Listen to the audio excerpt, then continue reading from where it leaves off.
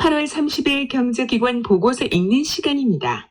먼저 국제금융센터 뉴스입니다. 1. 주요 뉴스. 중국, 미국과 소통을 지속하고 있으며 9월 무역협상 개최 여부를 논의. 미국 트럼프 대통령 29일 중국과의 대화가 예정.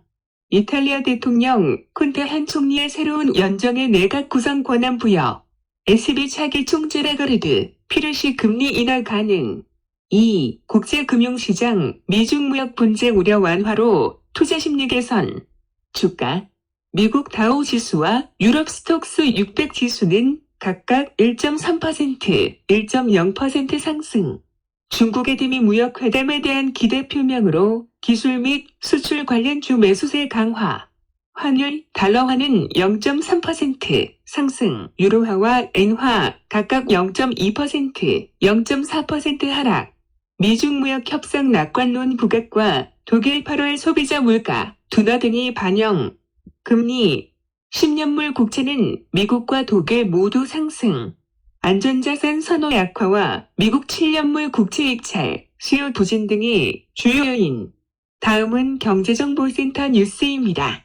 1. 국민중심 경제강국 2020년 예산안. 기획재정부는 8월 29일 2020년 예산안과 2019에서 2023년 국가재정운용계획을 국무회의를 거쳐 9월 3일 국회에 제출할 계획이라고 밝혔다. 20년도 예산안은 일본 수출 규제 등 경기 하방 위험에 적극 대응하여 경제 활력을 제고하고 경제 체질 개선과 미래 성장 동력 확충을 위한 혁신성장 가속화 등을 위해 확장적으로 편성함. 총 지출은 19년 대비 9.3% 증가, 513.5조 원으로 늘어나는 예산은 핵심 소재, 부품, 장비 자립화, 혁신성장 가속화, 경제 활력 제고, 포용국가 기반 공고화, 생활 편의, 안전, 건강 증진에 중점 투자할 계획임. 2. 외화 예금의 역할과 정책적 시사점. 대외경제정책연구원은 8월 29일 외화 예금과 환율 상관관계 보고서를 발표하였다. 현황.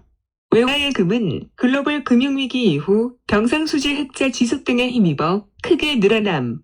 2010년 말 약 237억 달러이던 외화 예금은 2017년 말 약 870억 달러로 총 수신 대비 2.4%에서 5.5%까지 증가함. 이에 따라 국내은행의 외화자금 조달원으로서 외화예금의 역할이 크게 확대됨. 국내은행의 외화부채 구성 변화를 살펴보면 2010에서 18년 중 해외 차익 비중이 낮아진 반면 외화예금 의존도는 상승. 그러나 기업예금의 비중이 약 80%를 차지하면서 우리나라 외화예금은 수출입 규모, 환율 변동 등 기업의 영업 환경에 따라 변동성이 높을 수밖에 없는 구조. 실제로 2019년 3에서 4월에는 환율 상승으로 외화예금의 규모가 급격하게 감소. 분석. 본고는 구조과 모형을 사용하여 우리나라 외화예금의 결정 요인을 파악. 전체 기간을 대상으로 한 분석 결과에 따르면 외화예금은 경상수지 충격에 크게 영향을 받지 않았으나 환율 충격에는 유의미하게 반응하는 것으로 나타남. 글로벌 금융위기 이전에는 환율 충격이 외화예금에 미치는 효과가 미미한 반면 경상수지 충격이 외화예금에 미치는 영향이 유의미.